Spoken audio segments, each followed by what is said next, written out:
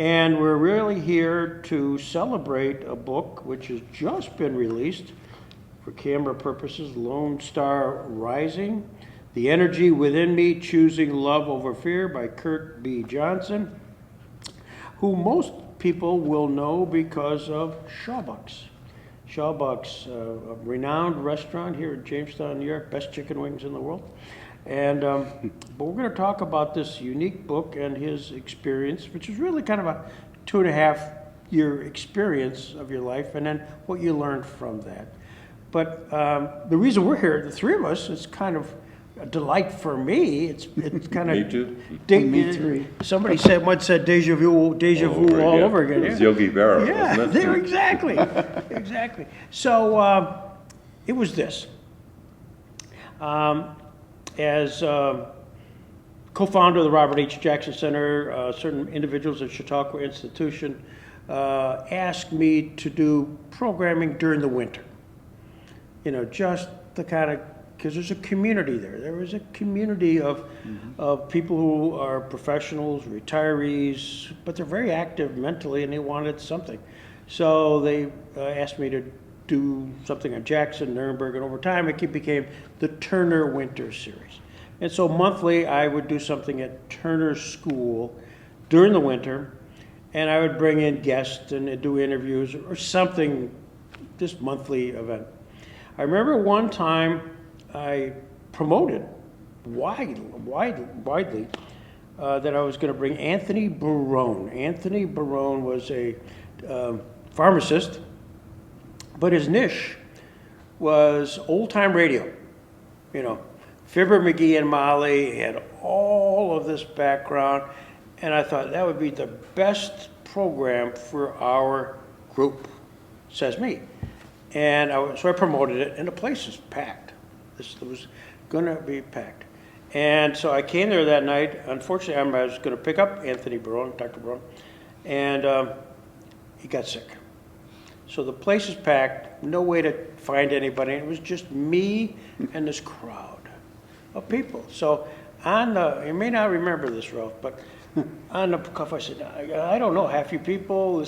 I'm delighted you're here. So I went around and asked everyone, tell me the most, as part of your introduction, first of all, introduce yourself, and tell me the most interesting person you've ever met that's not your spouse or significant other. You know, that's standard stuff. You know, I met my wife, she's so great, you know, all that. I don't want to hear that. Somebody that. So we went around the room and they met presidents, they met everything else, and it came to Dr. Ralph Walton. And he said, well, the most interesting person I've ever met is Mike Wallace. You know, you could just see everybody's head kick back. And I go, Mike Wallace? Yeah, how did that happen? Well, I was featured on 60 Minutes. What? Yeah. And I remember exactly, my question was, do you have the tape? Do you have the VHS tape of that event? And you said you did. And I said, enough. Don't say anything more, because now we have the program for our next gathering. It's Dr. Ralph Walton and his appearance on 60 Minutes. And that then was the setup, and then we finished the rest of the day. But now I had a revelation, right, in the audience of a person who attended these Turner events who had been on the 60 Minutes. You got to be kidding me. So in between, I was having lunch with my favorite restaurateur, Kurt Johnson, and just mentioning the fact without having any foreknowledge of anything, other than, hey, tonight I'm going to be interviewing Dr. Ralph Walton about this thing called aspartame. I could hardly spell it, let alone pronounce it, and what it all means. But most importantly, he was on 60 Minutes, and I've seen the tape, and I'm going to use it tonight. I'm going to intersperse the tape with the interview. And he said, I'll come, be my guest. So it's open to the public, and he showed up. Kurt shows up and watched it. And during the course of the interview, and I invite anybody to watch it, because I got to tell you, of all the Turner interviews I've ever done, and it's hundreds, it's just blown up. I mean, people watch it. So much so that you've actually gotten reaction from that interview. So maybe as a way to kind of dive into this, Ralph, first of all, talk a little bit about you. You know, give us a little Reader's Digest of kind of where you're from, kind of how the profession you're in, and ultimately how you got to Mike Wallace. Oh, okay. I'm a general psychiatrist, and I was in academic medicine for most of my career. So I was chairman of a department of psychiatry in a medical school in Ohio. But I never stopped seeing patients, even when I was a chairman of a large department. I continued to be a practitioner. I felt that a good teacher has to, first of all, be a good physician and a good provider of services. And while taking care of one patient,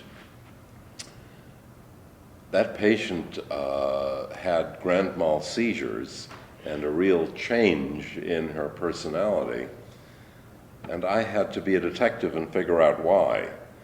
And it's a long story, but to cut to the chase, it turned out that I believed that aspartame, the artificial sweetener, was the culprit in her seizure and in her dramatic personality change. And I did some research on that, did a double-blind study, and as a result of that study and some other papers that I wrote, I presented a paper in Washington, an MIT conference actually. So I'd given a number of conferences and lectures about my belief that aspartame was a toxic substance, this artificial sweetener. And since it was widely seen, some folks at 60 Minutes saw that too and called me, and hence the appearance on 60 Minutes. And from that, though, I mean, you're an outlier at this point. I mean, you're up against Pepsi. Yes. I mean, I've had a struggle, probably a 40-year struggle against the artificial sweetener industry. You know, on the 60 Minutes program, I tried to demonstrate to Mike Wallace that, because he asked me, he said, Dr. Walton, you say that aspartame and other artificial sweeteners are toxic, but there is all this research that demonstrates safety. How do you explain that? And I said, well, you have to look at who funds that research. And I made up a chart showing that 100% of the studies that said that aspartame was safe were funded by the industry. And virtually every study that was independently funded showed one or more problems.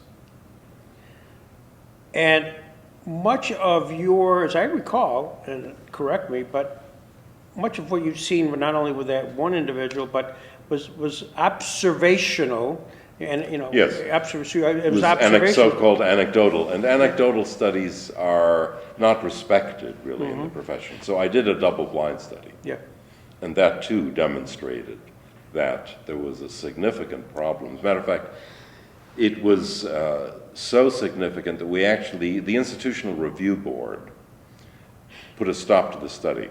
Every medical school and every academic medical center, when a research project is done, a group called the Institutional Review Board steps in to watch what's happening to make sure that people are not being harmed by the study.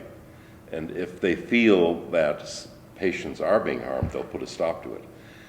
And they put a stop to my study because some of the reactions were so severe that they felt this was dangerous. And I believed that the study would not be published because we had a fairly small N, or a fairly small number of subjects, because the IRB stopped it. Right. But the statistics were so powerful that even though the N was small, it was still statistically significant, so it was published. Our interview and the work before and after sort of it's continued to have an afterglow. Yes.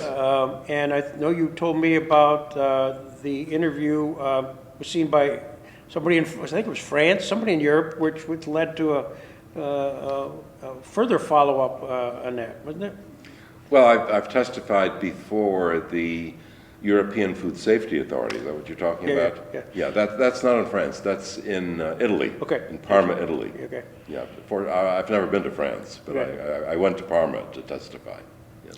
And even recently, there's been, because of that interview, I don't want to say because of the interview, but because people now have a recognition of who you are and what you've done. Yes. Which makes you unique. I mean, you're kind of this is, when they write your biography, that's going to be one of the principal pieces that, I doubt whether anybody's going to write my biography. well, there might be somebody who will help you do an autobiography.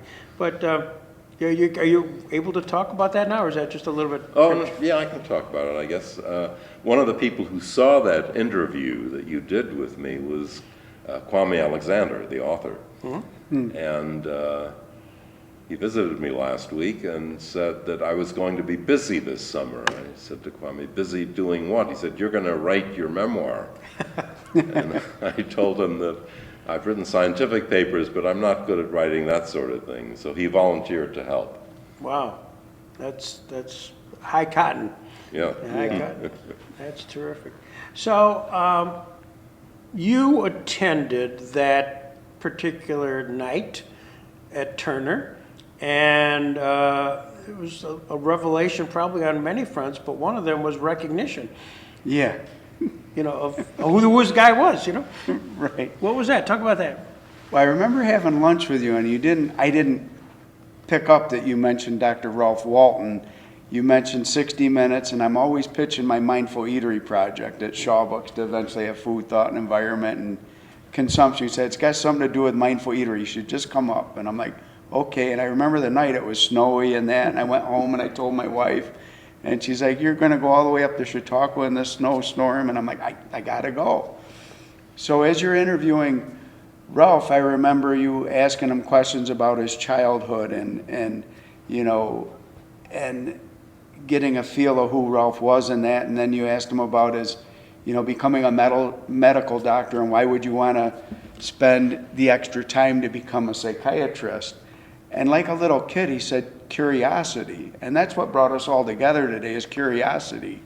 You know, being open and curious. And at that moment, I'm like, well, my God, this was in 2015, I think February 2015. But I'm sitting, and all of a sudden I have the revelation that, oh my God, I like this guy. You know, I haven't liked this guy for 30 years because of what happened to me in Texas, but I came into Jones Hill.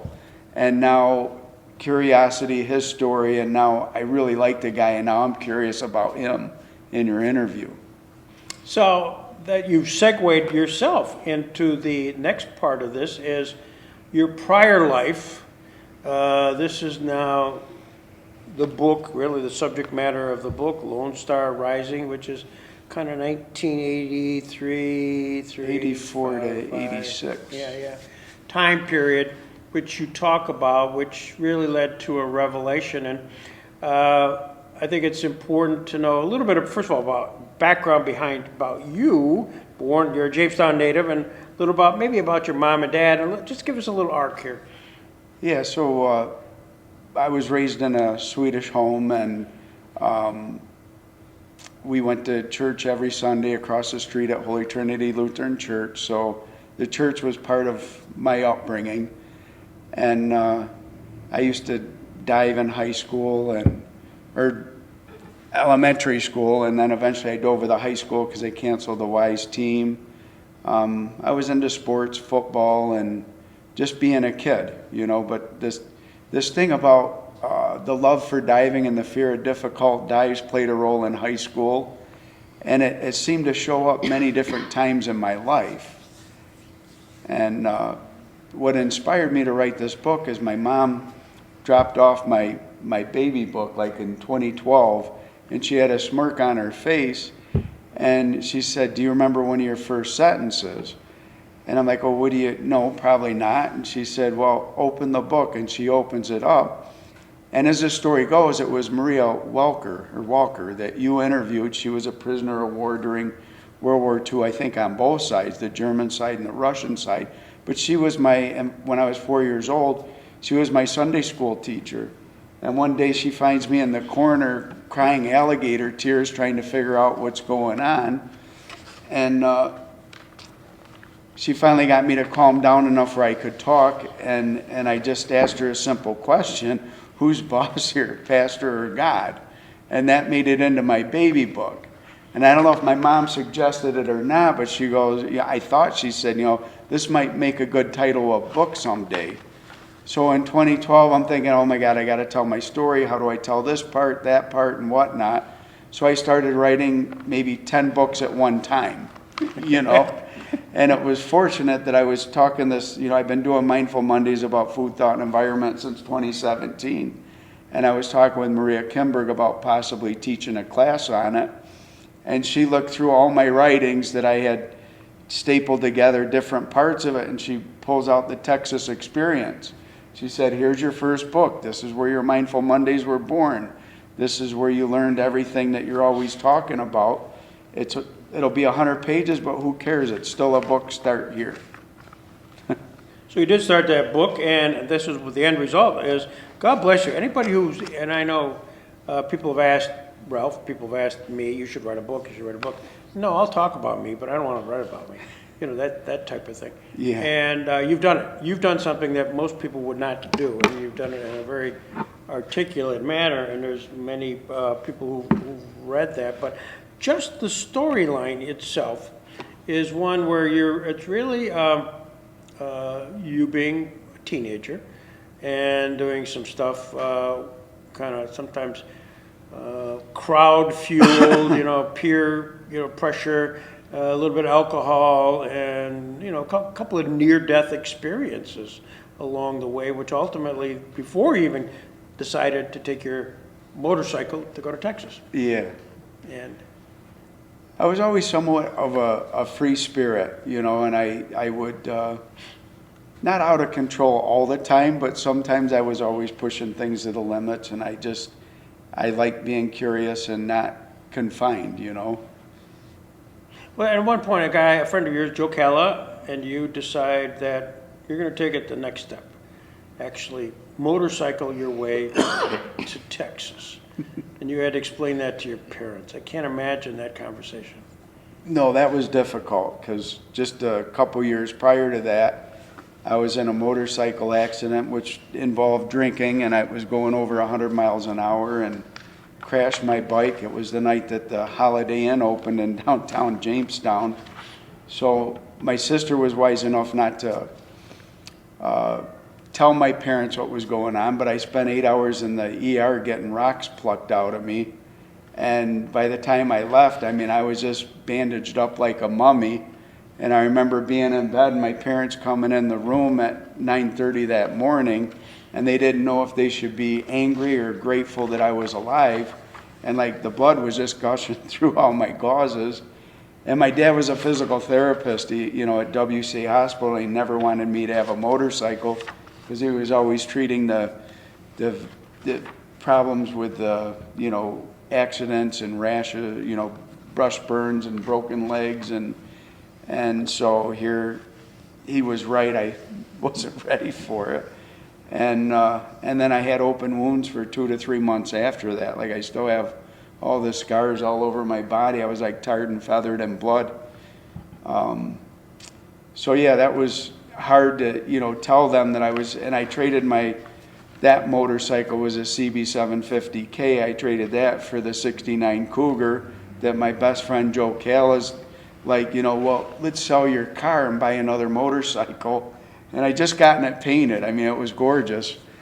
And I'm like, no, I can't. And then all of a sudden it's like, okay, maybe. And, if I don't do this, he'll leave without me. And what else am I going to do? I might as well go out and experience the world on a motorcycle, drive around the country, and then spend the rest of my life working.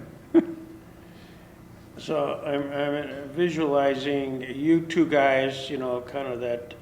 What was the movie that was so Easy Rider? Yeah. Easy Yeah. Rider. Thank you, Ralph. Two guys going down there with kerchiefs coming off, and is that kind of how you were? Yeah, we were going out on an adventure. Yeah. We didn't know where we were going to wind up. We were just, I had the money from selling my car. Joe had some money. It wasn't, we didn't know if we had to camp and live on soup cans or whatever we were going to do. We just wanted to go out and have an adventure. But you landed in Texas. Yeah, so the first place we landed was Texas, and we got jobs at a construction site. Name of the contractor, I think, was His Construction. That was the name of the company, and we worked there for a couple weeks, and went and the developer must have had something to do with the development of a brand new condominium complex on Lake Hubbard. And he said, go talk to this lady. She might be able to hook you guys up. And at the time, we were only 18, so I mean, we didn't know you had to have down payments and this, that to rent a condo. And so we went over and talked to this. Wow, money. We went over and talked to the woman that was in charge, and she could tell we were in a situation. She goes, well, I'll tell you what, if you pay first month's rent, it'll be cheaper than staying in a hotel tonight. So right on the spot, she gave us keys to the condominium that hadn't been used before, and we moved right in, and she kind of looked out for us in the beginning, and we were able to get settled with that job. And then 2 weeks after that, the construction job had to rework its books, but they wanted to hire us back for more money. He said it'd take a week or two, and I wound up getting a job at Spectrum Auto tinting car windows. Because of my auto mechanics background, I took 2 years of auto mechanics at high school, and I loved cars. So I went that way, and Joey got a job at a fabricating company. Along the way, while you're going through this job finding and job enhancing process, you're also single. Joe's single. Yeah. And you have opportunities, if you will, or exposures, let's say, to alcohol, drugs, and you actually have an experience, which was basically the basis of the title, Lone Star Rising. Yeah. I mean, it's a revelation for me. I must tell you, there's much that when I was, I know you, Kurt, but I don't. Yeah. I never knew you. Not in that depth, that but sense. we've And I had think lunch. everybody who's written something in it about the book said the same thing. That you had the guts, the temerity to stick with a storyline that most people would find hard to articulate, and you articulated it well. You want to give a shot at articulating that sort of Texas moments? So leading up to it, Joe had moved back home, and I had started. I mean, what part of the story should I hit you with? Well, I'm ultimately, you're going to get to a night when you're the Texas Star and Yeah. Moonlight and all that, but So we can go there. So Joey had moved back to Jamestown, and I had moved in with a manager at Spectrum Auto Tent, Galen, and him and I became good friends. And I remember coming home in December for Christmas. I'd been gone for 8 months, and when I got back, Galen started dating the receptionist at Spectrum, and so now I'm kind of the third wheel, a little bit, and I'd been, and everyone was kind of disgruntled about the way the business was going there, and they were paying more attention to the commercial window tinting and not the cars, and so eventually I'll skip over and get to that night because we only have so much time. But anyway, so I would be going up. We had Monopolies, Confettis, and all these different bars. And Tom Berjota that, rode in there, lived there at the time. And Tom was 3 years older than me. I was class 83, he was a class of 80, but we grew up in the same neighborhood. And we got together and went to Confettis and, bar hopped a little bit. But it was all within walking distance. I could go out to these bars by myself, solo, and on the way home I could hit the McDonald's or whatever and go home and never had to drive. So we were in that place, and I was always too shy to talk to women. Now it's different now, but back then being alone there and whatnot, and a lot of times alcohol would assist with my anxiety or fear of talking to people. And it would make me the life of the party when I was normally the quiet guy in the corner. And I remember, ecstasy was legal back then, and people were doing it. And one time, this girl came up and, said, why don't you dance in this? And I said, I don't know it. I don't like dancing this. And she mentioned that, you should try ecstasy. It's very freeing and you won't need to drink as much and you'll have fun. And so finally I conceded and I did the ecstasy, and what I experienced was like an absence of fear. Like, oh, it was better than alcohol. You had energy, and it was very freeing. So I did that a few times without my roommate or anyone else, and it was fun. And then this was all in a short period, like a month or two time. But at business, things were going really good, and so I was on a little bit of a high, and we all went camping, and then, I had some experiences that were not out of body, but they were, awakenings, and I was constantly contemplating fear and love this whole time, because my mom was trying to shame me to go to church or find a church that, she wanted me grounded, and which I see where she's coming from. But the one night we did it on our campus. We used to have bands. We had an Olympic-sized pool on our complex, and I think there was like 10 pools around the complex. And we did it the one night, but for some reason I had a great time, and we danced. I danced in front of the band and whatnot, and I went 4 or 5 days without sleeping, and I was still contemplating all these things.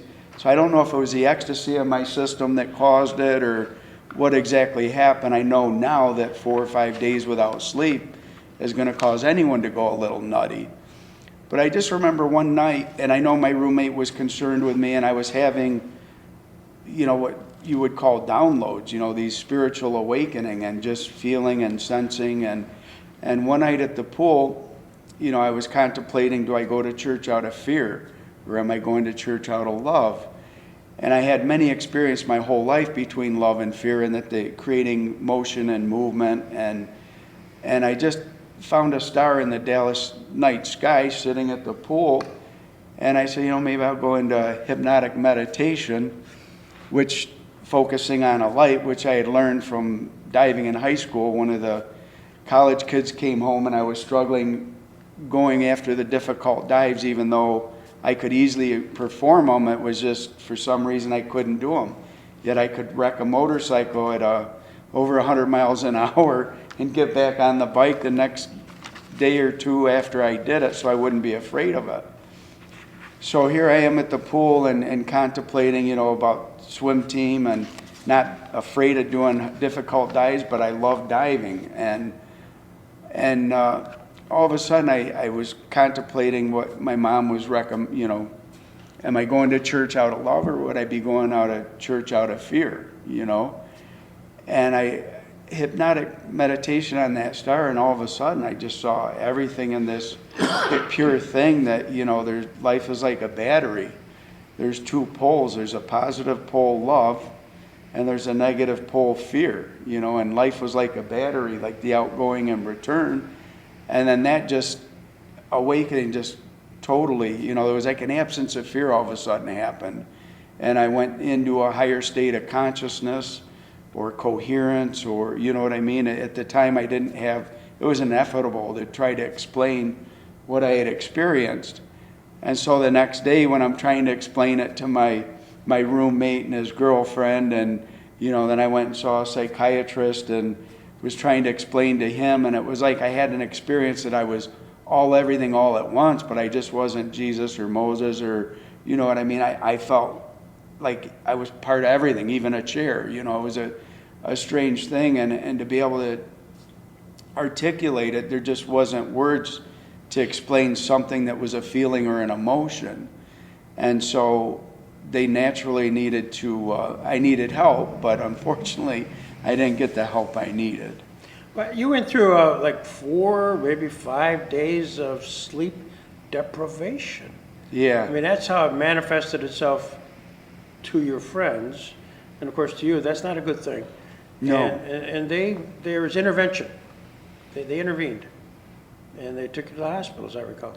Yeah. So what had happened? I went and saw the psychiatrist on a Friday, and he was disgruntled, and I did take, not sure what the medication was. He's I think it was Thorazine is what he initially prescribed for me on that Friday. And then I didn't sleep again that night after seeing him. So we're sitting around in our condominium, and I was very intuitive. And I just looked and I said, you know what? I think they're coming to get me. And I was in a pair of shorts, no shirt or anything. And next thing I know, I'm getting arrested. Nonviolent, anything, put in handcuffs. And it was crazy. I mean, I still don't understand it.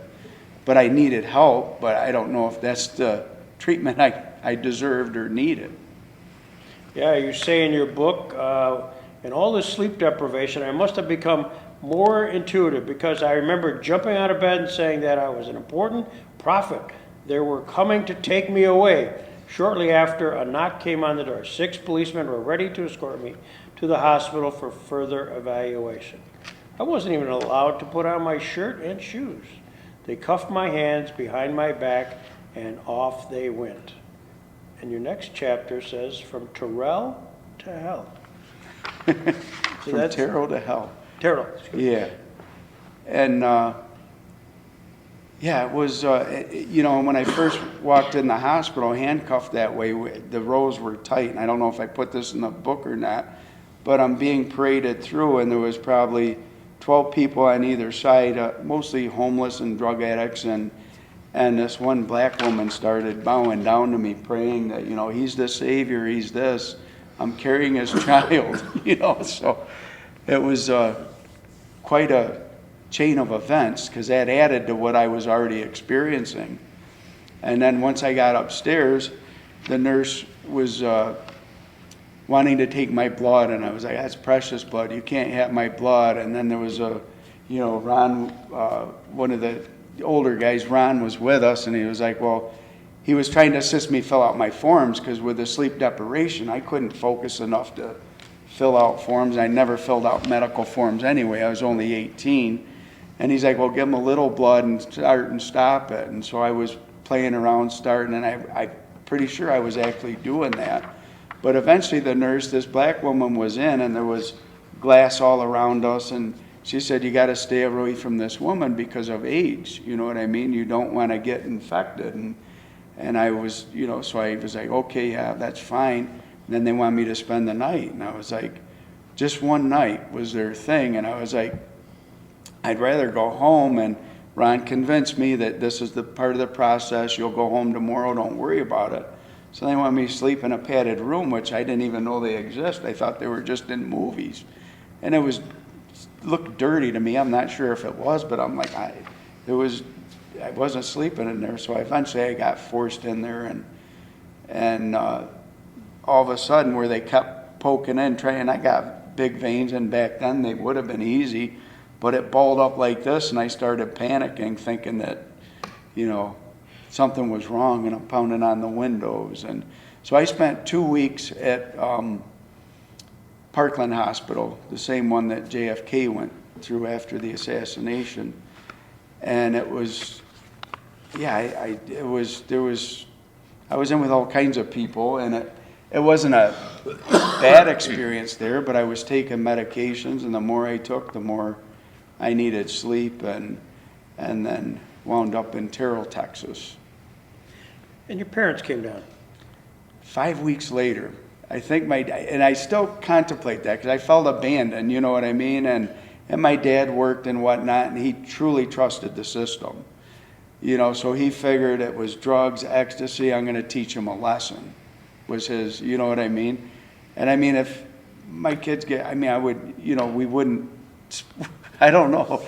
It was hard to contemplate, after. I kind of held a grudge for a while after, but if he didn't come down and escape me, literally, I guess I was committed for 90 days, and there was a counselor that knew that I was going to die had I not gotten out there, And so they had called my parents in for the rescue, and so when I first saw them, they were stunned. I was so medicated, for me to walk just 20 feet took like 5 or 10 minutes. And Yeah, so my mom didn't really even recognize me because I had lost so much weight. And I don't recall ever eating at Terrell, Texas. You then, I was 3 weeks there by the time my parents got Yeah. there. and I can see the emotion now. Yeah, it's hard to. Why the emotion? Is it because of the parents or because of the experience or? I just, yeah, it was just, I was sleeping probably 22 out of 24 hours a day. And I can think back of the horror of my mom's face, even when she was taking me back to Jamestown on the plane. She kept looking at me, wondering if it was her son or not. In your book, you say that you went from 165 down to 111. She said, I looked like a prisoner of war living in a prison camp, which was exactly how I felt. I thought I was a prisoner of some secret war held hostage. I still believe that I may not have made it out of there if it hadn't been for my parents and their efforts to bring me home. And when they did come home, your dad worked at Jamestown General Hospital. He worked at WCA, hospital? but yeah, You know but the he hospital had the system. connection to, they wanted me to go to a New York State hospital because I was in a state hospital in Texas, but he coordinated where they would actually allow me to come to Jones Hill, that I would be closer by. And is that where you connected with the guy to your left? Yes. Yeah. And I don't know if you have any recollection of a young No, he wouldn't. Kurt? I actually don't. Yeah. And I probably only saw him once or twice, you know what I mean? They come in with a staff of people and they're analyzing and working with, you know, psychotherapists and my original, yeah, you can, Yeah, the book covers that period of time, and that you'd had so much. My parents first met, and with my doctor, Dr. Walton, he told them I had been simultaneously taking 3 psychiatric drugs, 2 of which were lithium and Thorazine. The doctor commented that my Thorazine close was somewhere around 1,600 milligrams, which was by far the highest he had seen. You know, yeah. I assume that's in your medical records. I mean, that's probably. If we could find them, I don't know if they're available or Yeah. not, but it was, and I think it was actually higher than that. I didn't want to use a super high number to make it Unfortunately, unrealistic. that happens quite a bit, that Yeah. people with bipolar disorder are often treated with antipsychotics Yeah. like Thorazine, and that should not be. Yeah. It's, Ralph, isn't part of this, without, you know, obviously, it's a long time ago. Yeah. But in one sense, when there's an observation and they put a tag on you, as opposed to the experience aspect of it. So there's kind of 2 ways. Once they put the tag bipolar on you, bipolar, you know. then Certain things happen, Happen. and yeah, as I said, one of the things that can happen and shouldn't is that people with bipolar disorder are often put on antipsychotics, and if Kurt was on 1,600 milligrams of Thorazine a day, that is indeed a huge dosage. I mean, bipolar patients shouldn't be put on Thorazine at all, but if they are, certainly not at 1,600 milligrams a day. yeah. And once they have that level, you can't just go cold turkey. I mean, I suspect, you know, it just can't. Well, you can know. There isn't a dangerous withdrawal. If you take Valium, for example, Yep. yes, that has to be tapered very gradually or you can have a grand mal seizure. Right. That's not true with a drug like Thorazine. Mm-hmm. Yes, it often is tapered just to make sure that somebody doesn't become flagrantly psychotic again. But it's not going to have the same withdrawal problems as, say, Valium or Librium or Ativan, that sort of, the so-called benzodiazepines. There you have to taper. With drugs like Thorazine, you don't really have to taper. You can just stop it. But generally, as general practice, patients usually are tapered. But you're not going to seize if it's suddenly stopped. So, Go ahead, jump in. so after your interview in 2015, and I'm like, oh my God, I got to talk to this guy. I went up to Ralph and I introduced myself, said I owned Shawbucks, and Ralph was like, well, our bowling team eats at Shawbucks all the time. So we quickly rekindled and became friends, and he and I had lunch a number of times and kept in touch, and you actually had lunch with us on some other work you know, at Shawbucks. And so we had the friendship, and then COVID and things split, and then I got back to writing my book. And once I completed my book, I'd gotten a few new phones since then, so I didn't have his cell number, email, somehow it got lost. And I reached out to you because I wanted to be authentic and honest. I didn't want to say anything out of bounds of anything. So, you know, Ralph kindly read the digital copy of my book and had a reservation the next day of Valentine's Day. And he read it just all within 24 hours, and all he responded was, "Beautiful little book, exclamation point, don't change a thing." So then I'm thinking, you know, I truly have to follow up, you know, and so we went, and he invited me up to his house, and we went in his study, and we talked for like 3 hours, and it was one of those high energy, intense, and we're, you know, both, when we were done, I was like staggering just, you know, from the intensity. But what was extremely profound was, I thought for all these years that the Thorazine was treating a bipolar or manic depression condition. When I got back to Jamestown, they got me off the lithium right away, so I thought lithium was a devil, and you know that I got to stay away from that. And I'm on these high doses of Thorazine, and they would take me off maybe 50, 100 milligrams every month. So at the end of our conversation, Ralph goes, well, Thorazine's for treating schizophrenia mostly, I think. Yes. And so here I've gone 40 years, and we had previous conversations, but we never got in the depth that we did that day, you know. And then by the end of our conversation, I was like, "Ralph, do you think you could write a foreword?" You know, he goes, "I think so, I'll try." But truly, there's so much more to the story, and not knowing, you know, for sure what happened in Texas. I'm still not 100% clear, you know what I mean, that it was you know, if you have a manic episode, you might not sleep, but if you're in a mania, normally you wouldn't remember all the details of the events. And so it's still not 100% with me, but I still want to explore. And I love the curiosity of Ralph, being that he's still curious, you know, and can listen to a story and engage without an ego saying this is right or wrong, and just truly observing the situations in somewhat of a non-judgmental way, because it's these type of topics that really there's not truly a language for it, or I'm trying to develop a language that could hold conversation. And so yeah, and I mean, and so I was always under the impression, because my dad said, if you get off your meds, you know, I'll drop you off at Warren State Hospital and I won't turn back.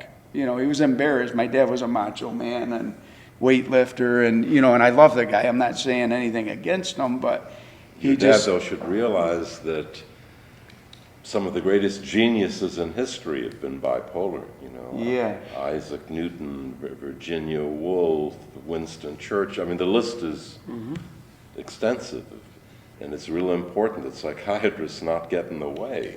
And certainly putting you on Thorazine is very much getting in the way. Yeah, but I understand you know, when you get back here, and then I only saw Dr. Walton while I was at Jones Hill 2 East, and then I went and saw Dr. Gorman from Buffalo, but he was worried about what he was dealing with, because he never saw what the conditions, and then they never gave us my medical records, and Mike Connard, my psychotherapist that you worked with a lot, tried over the course of a year or more to get medical records, and they wouldn't release them. And I think in those records, I was on more than 3 medications. I was on like 6 different drugs in my system, and there's no way I could have got something other than what they were claiming. But we never were able to retrieve those records to really know what happened. And Dr. Gorman didn't know what he was dealing with either, you know.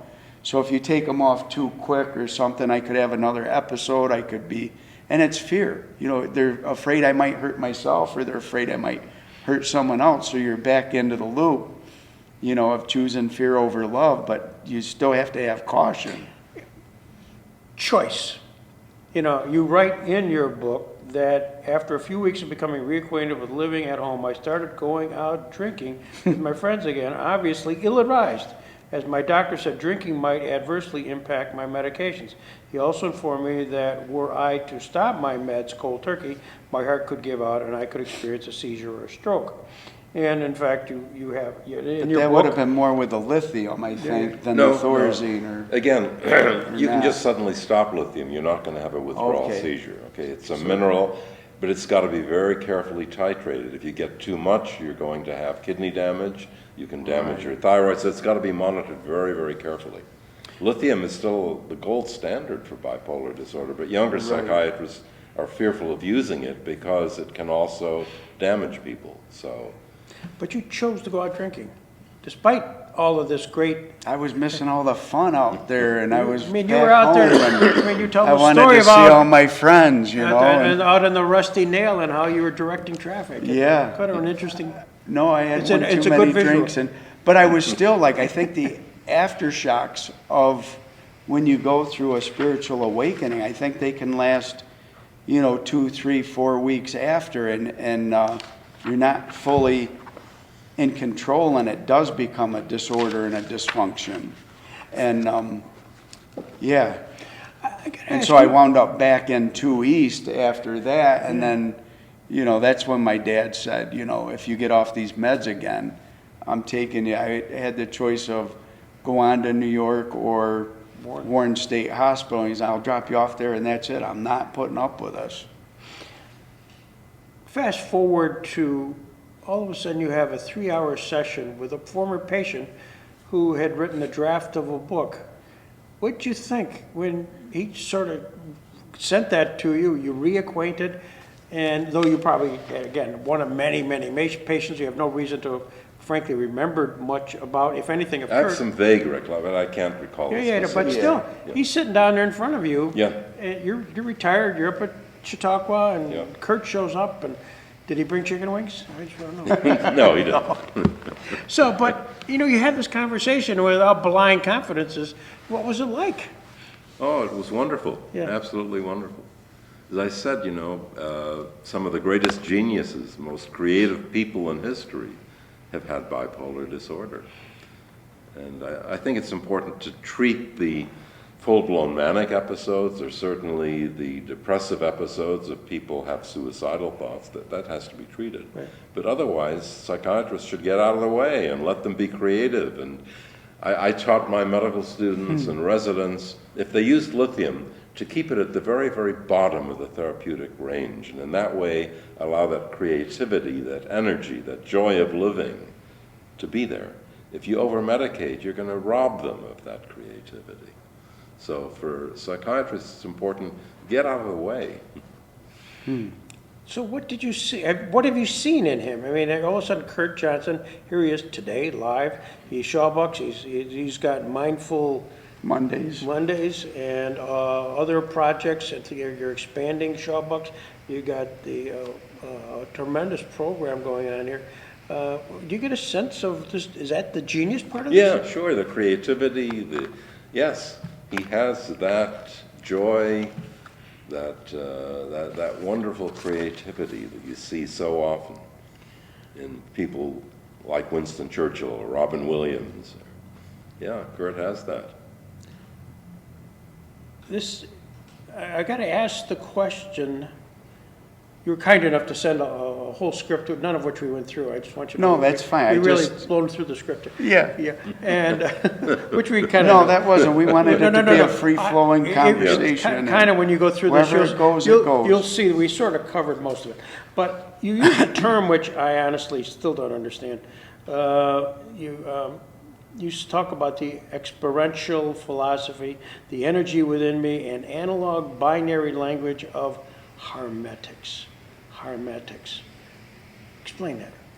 So experiential philosophy is basically observing your own lived experience, and as the observer, but also the experiencer, so that when you notice these reoccurring patterns and whatnot, that it's whether it's emotions and whatnot, it's looking at emotions as data, not disorder.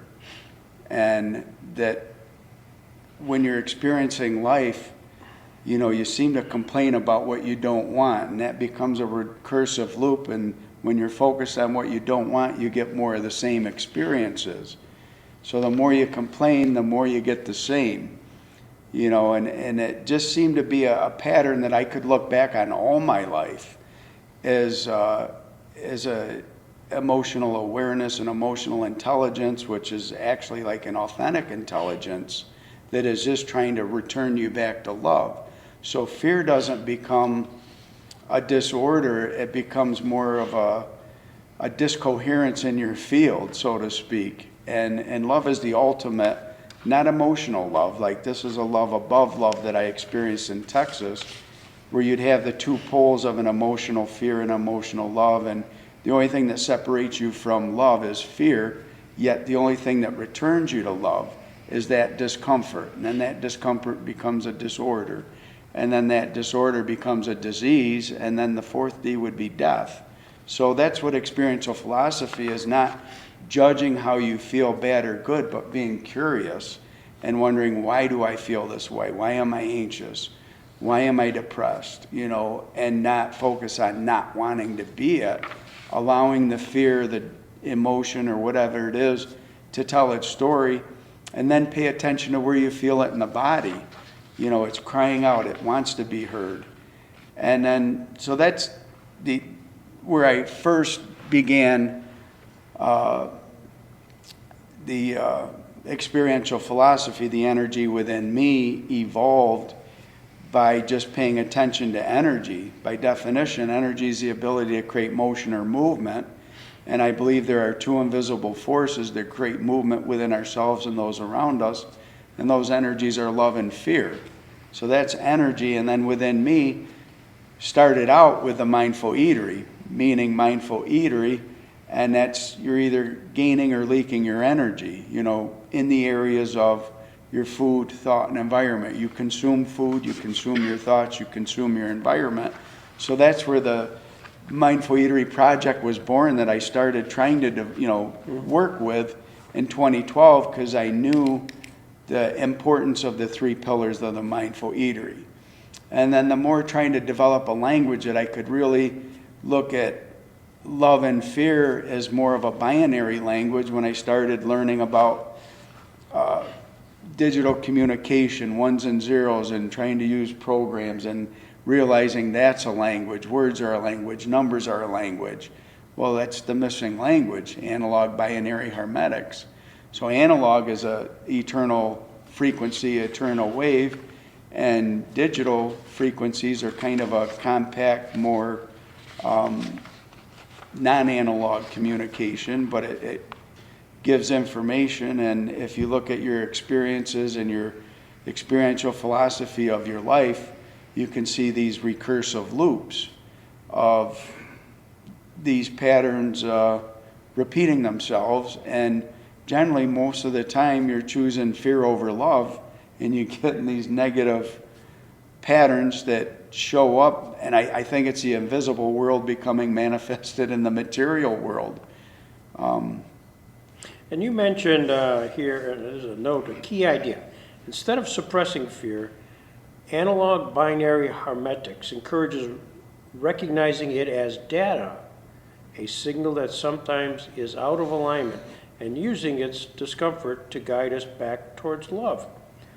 The central lens through which to discuss mental, emotional, and spiritual dynamics. Mm-hmm. Is that kind of an accurate description of it? That is very good. And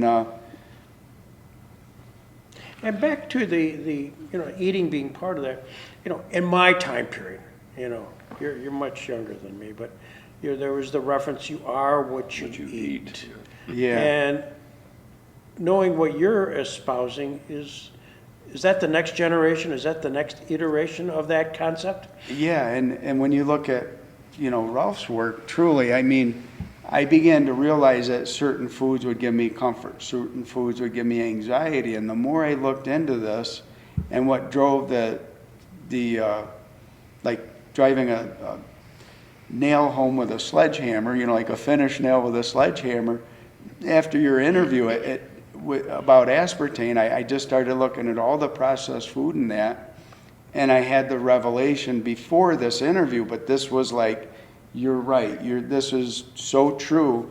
And I look at processed food as pharmaceutical food, in my opinion, because all the colors, the dyes, the aspartame is in those foods, creating all these chronic illnesses, and they're creating mental disorders, and so it seems like they're getting you sick with the food, and they're selling you the solution with a pill that you got to take once or twice a day for the rest of your life. And I think going back to more organic, plant-based food that doesn't have the glyphosate and regenerative farming, where you're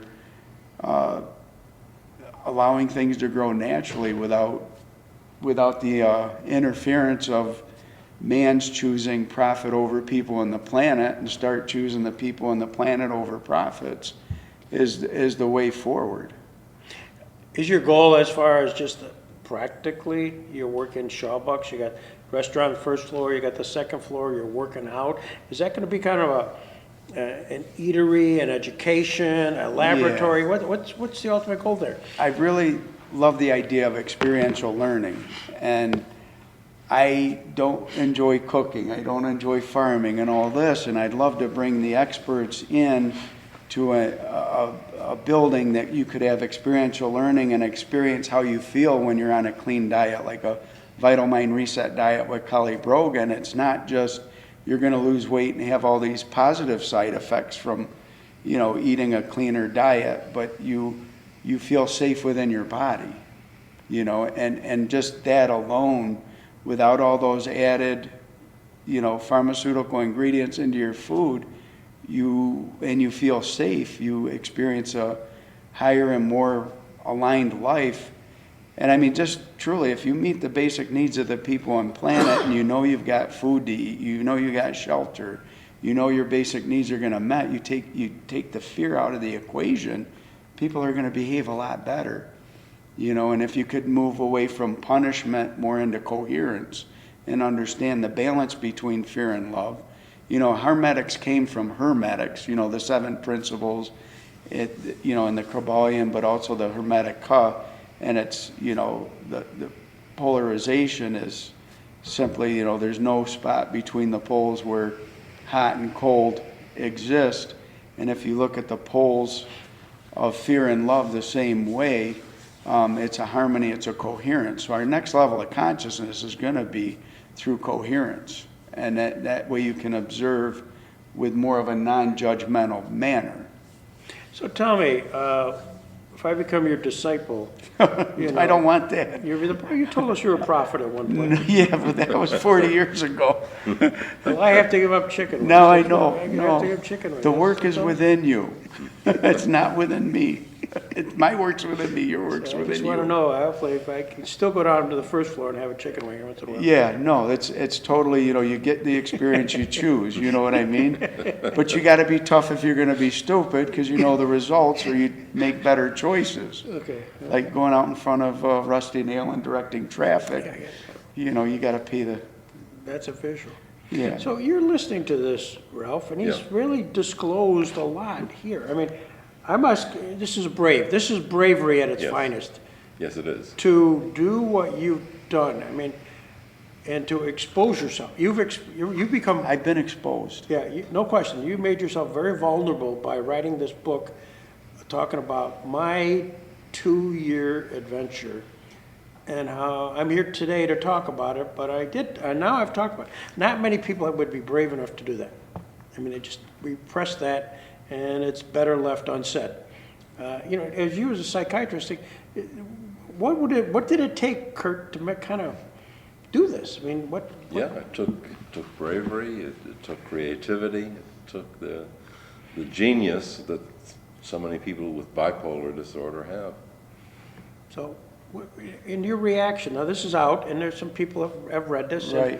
And, what do you get a sense have you heard from people? They did find it, courageous to go out and tell this story. And I had seen psychiatrists, a lot of them appreciated, my business, the restaurant, I'm not talking about Ralph, and, you know, their suggestion was, you know, you have to hide this in the closet, don't talk about it, you'll lose your business career.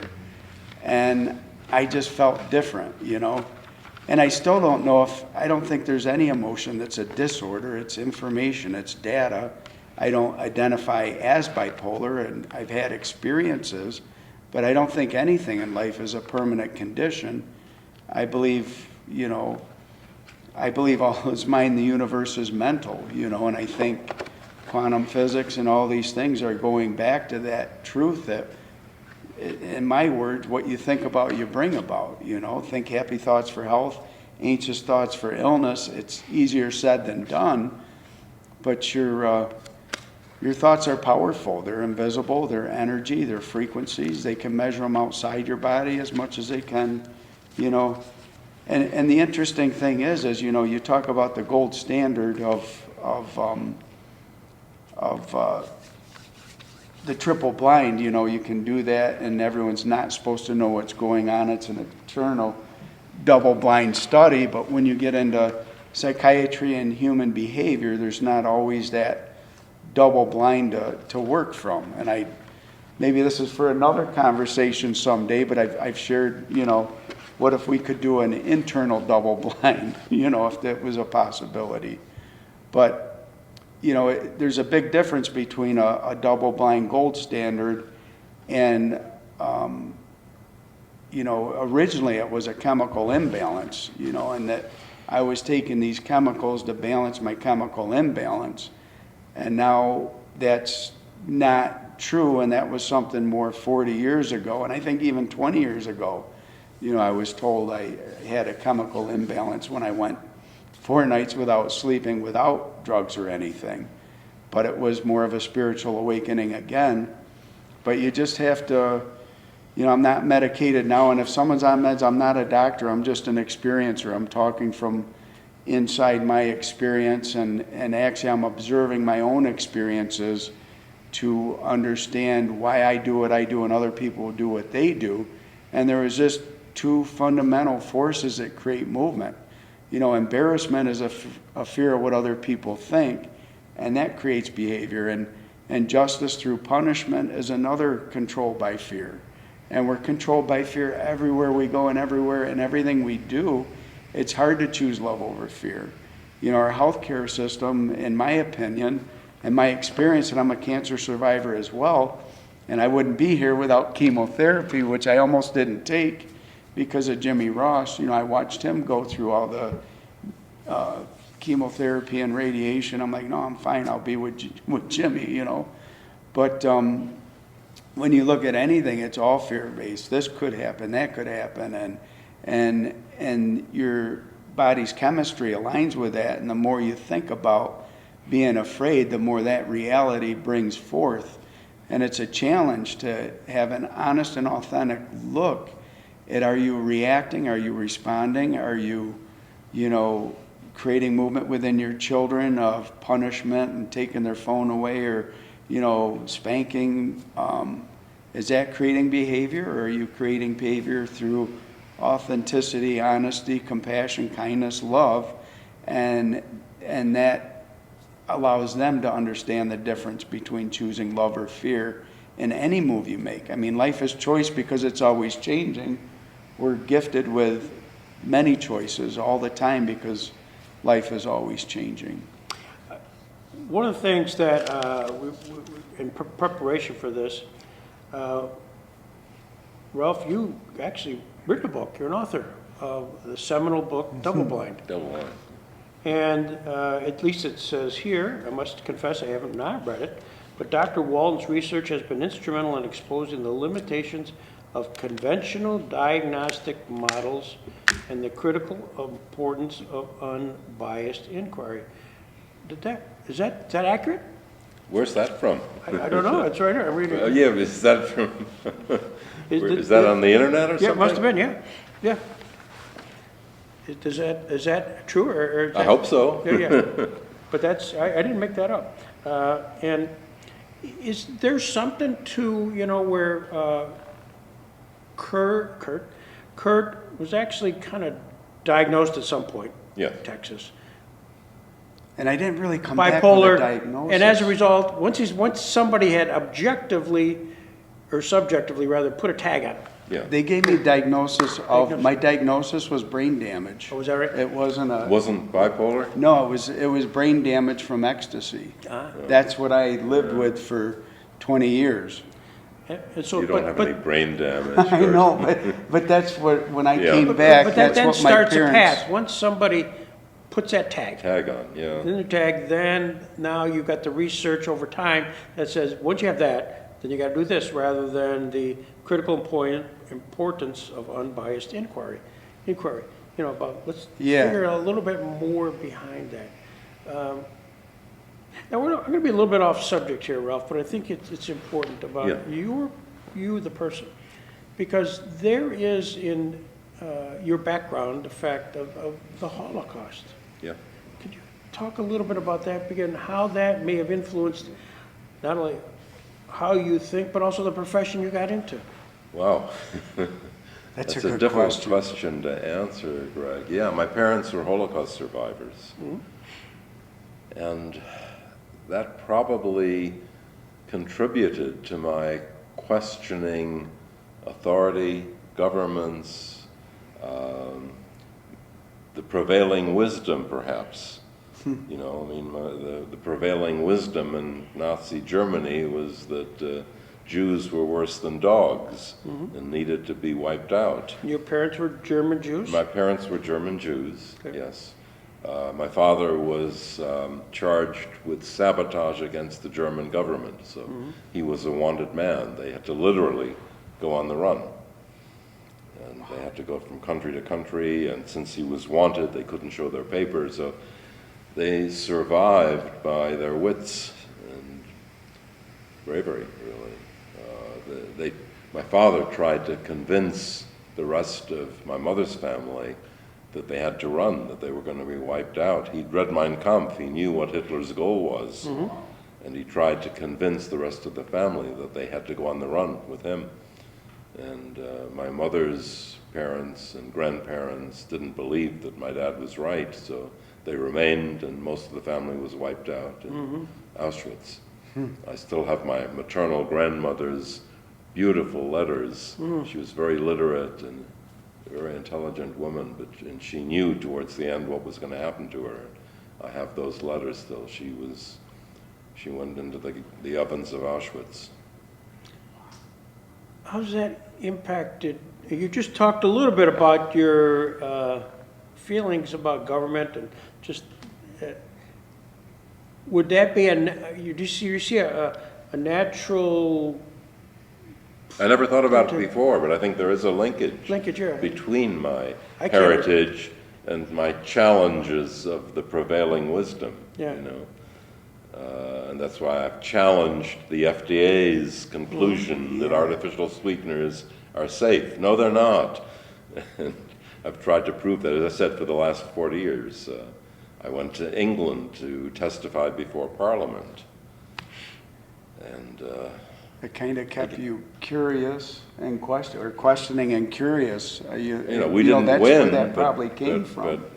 But in the book, Double Blind, I actually name the 40 members of the House of Commons who voted for the legislation. I worked with Roger Williams, a member of Parliament from Wales. He has a PhD in physiology, a very bright man. And we together worked for a week composing legislation, which he then submitted to Parliament. I knew it was going to be voted down because I saw all of the lobbyists that I had seen in Parma, in Italy, and that I first saw at the I spoke at an MIT conference way back in the 80s. And lobbyists from the artificial sweetener industry wanted to take Mary, my wife, and me out to dinner at that conference. I refused, but I saw, the day that I arrived there in Washington for the MIT conference, dietary phenylalanine brain function it was called, I saw those lobbyists meeting with Temple University people, and I had spoken with those researchers from Temple, And they were going to deliver a paper at that conference on their belief or the hypothesis that artificial sweeteners made control of diabetes more problematic. And they had evidence to that effect. I saw them that night when my wife and I went to the hotel restaurant. We were not there as guests of the lobbyists. I refused their invitation to dinner. But I saw those lobbyists with the Temple University researchers, and the next day their paper was pulled, wasn't presented. So I know the power of lobbyists, the power of the artificial sweetener industry. And I've encountered that for the last 40 years. Yeah. You know, they're saying that basically that I'm an idiot. That's a problem. But nevertheless, I just conclude that, but nevertheless, didn't Pepsi pull aspartame? Yes. I mean, So we've had a That's little an impact. accomplishment. We've had a little impact. I mean, you gotta sit there and say, all right, I ruffled the waters, I've been out there and I've done what I needed to do, you were in, But it's still in 6,000 products. yeah. But you know what the So- problem is that, you know, America's a great country, but unfortunately, it's the greatest country money can buy through lobbyists. And I mean, you don't get an authentic opinion when you're being lobbied. You don't get an authentic government when they're choosing money and profits over people on the planet. That's our biggest problem. Now, you saw it firsthand. We see it all the time. It's constantly. But you know, you got this huge inquiring mind, and I'm glad we have talked about the potential connection to life's back- experiences. Yeah. Yeah. And I never thought about it before, but Yeah. yes, my background probably does have something to do with it. yeah, and so that has in turn found form in your practice, and one of the people who lived it and felt it was Kurt, and you actually read his book and reacted to it. So I mean, No, and it's funny how, like, with my I'm story. not sure the term for all of that, but it's serendipity. With my story, you know, going through the Texas experience, I mean, not that I'm a rebel or anything, totally. I mean, I am in my own way, but I never really trusted the medical system after that fully. But had I not, when I had testicular cancer 2 weeks after I signed my lease to build Shawbucks, and I didn't follow through with the chemotherapy, I wouldn't be here today. So it's like a double-edged sword for me, you know, and I do think there's, you know, I'm not speaking out against it, but I'm always curious if there's more to the story. And, you know, and I don't know a lot about the triple blind studies, but is it true that, you know, if you have 100 failures in a triple blind to have a drug put on the market, is it true that you only need one correct study to show that it worked once over the 100 times it failed, or is that not true? No. I mean, I'm just curious, you know what I mean? Because I don't know how it actually works, you know what I mean? The people that are putting a drug on the market are paying for the study. Yeah, the and FDA it looks just at the doesn't seem preponderance right. of the evidence. But so many studies are clearly fraudulent. I tried to show that in my book, that Yeah. the numbers often are clearly faked. It's very, very easy to spot the fraud in many of these medical studies that are funded by the industry. And they also see, as I said, the FDA looks at the number of studies that show that something is safe. And I also try to demonstrate in the book that often one single study is actually published in multiple medical journals, making it look as though there are 6 or 7 publications when in fact there was one study. It's actually fraudulent to do that. And when you submit a paper to a medical journal, you have to sign a statement that, you know, it's not been submitted elsewhere, et cetera. But often they'll change one word in the title of the study, or change the order of the sequence of the authors, and then submit it multiple times. And I've documented how the same paper appears in lots of different journals. Wow. So it looks as though there's an overwhelming number of studies, when in fact there might be a couple. Wow. And it's all for profit. Yeah. So, this is what AI said, AI. Oh. Okay, artificial intelligence, it says, and who has put in the idea of this gathering today of Dr. Ralph Walton, Kurt Johnson. This is what we were supposed to accomplish. Together, Kurt and Dr. Walton will guide us through a dialogue that explores the profound difference between the double-blind study, the gold standard of objective observation, and the lived experiences of the individual, Kurt, especially in the realm of mental health and consciousness. We'll delve, this is what we're supposed to be doing, we'll delve into how Kurt's experiential philosophy and analog binary harmetics offer a new lens for understanding the unseen thoughts and emotions of the mind, and how this perspective can reshape our approach to healing, justice, and the very nature of truth itself. This is what AI told me we should do today. So, did we do it? I think, and there's one thing question I have is you have the gold standard, with a double blind, and now if you're reading mental health, I don't know if you could apply those same things to someone's internal workings. Is there some way? There seems like a big difference between a double blind where someone's getting the placebo effect and whatnot. But I mean, is there a way that that you could authentically do like an internal double blind study with someone, and and how would you conduct that? If someone's got a label now and they start believing that could be the nocebo effect. There's just so many ways to look at something where everything's suggested, it's observed, it's fitting patterns, but you can't do a chemical test to see if someone's got bipolar or schizophrenia. It's more done on observation of someone else, and it doesn't always include the experiencer. So I don't know what. Yeah, we don't always listen. We don't listen well enough to our patients. Yeah. And I mean, it's they're like two different studies on behavior and health. They're opposites in a way. A double blind and a psychiatric evaluation, they don't have, what's the difference of them, of how it could get, and it's a language that I don't know if it exists yet, I don't know.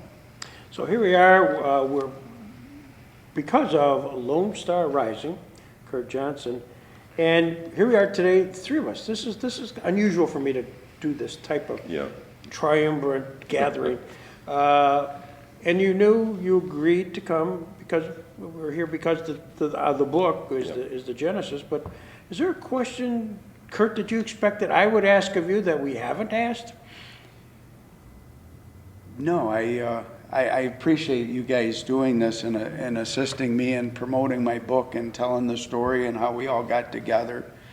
No, I don't think there's anything at the moment. I just kind of wanted to let it flow and be in the moment and keep the conversation going, not by me directing it or not, But I do see, the role of fear and love. It's in every decision we make, and I was hoping to get the point across that that fear is a language that we don't pay attention to, and we try to avoid it. And fear makes us dumb. Like, people will, and myself included, when you're in the state of fear, you'll grab for a falsehood even if it gives you a temporary stability.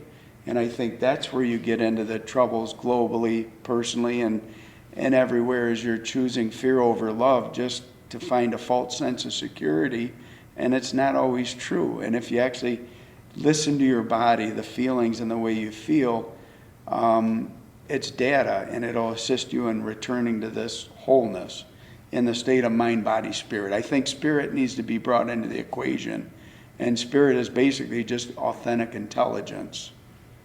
So Ralph, likewise, you agreed to come down and to join this I was looking forward unholy to it. trio.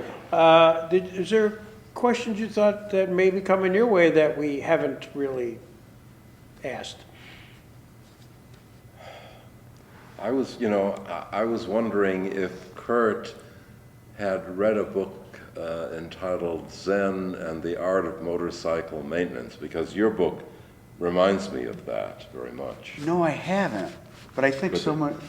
Yeah, and that was a bestseller, you know, for many, many years. I hope your book sells well too. It deserves Just to. in case you want to see a motorcycle. And, That I don't know won't if be there's bought a on segue, Amazon. but there we go, folks. Can you see that, Ed? That's only in the local printed version. Amazon, I Well, wasn't even now able to print. we have an exclusive. There we go. You can buy it at Everyday's too now. And interestingly, in that book, the author talks about experiences, and it becomes very philosophical. And those philosophical reveries are referred to as chautauquas. Ah, Really? Yeah, no kidding. yep. Maybe that's why I live here. There you go. There it pulled together. But if you look at all the stories, you know what I mean, and in the hero's journey or any of those in the prodigal child, you have life is like a battery. You have the outgoing and the return, and curiosity brings you away. And at some point, the discomfort in that, it's time to go home, and it's time to come home to wholeness. And I think lived experiences, everyone is the creator of their own experience, whether they realize it or not. You know, and I think one thing I would like to bring into this conversation, and it comes from Eleanor Roosevelt's quote that no one can make you feel inferior without your consent. But you could expand on that to no one can make you really feel anything without your consent.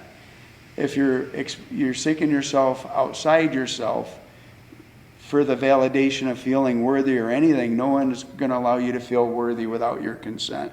Like you're the one, if someone triggers you and you get angry or you hate someone because they made you feel a certain way, that's data to wake you up. You know, it's a reflection of something within you that you don't like, and it becomes a recursive analog binary loop. That's what an analog binary loop is that someone triggers you, you get offended, and now you hate the person, where actually it's an opportunity to grow and return.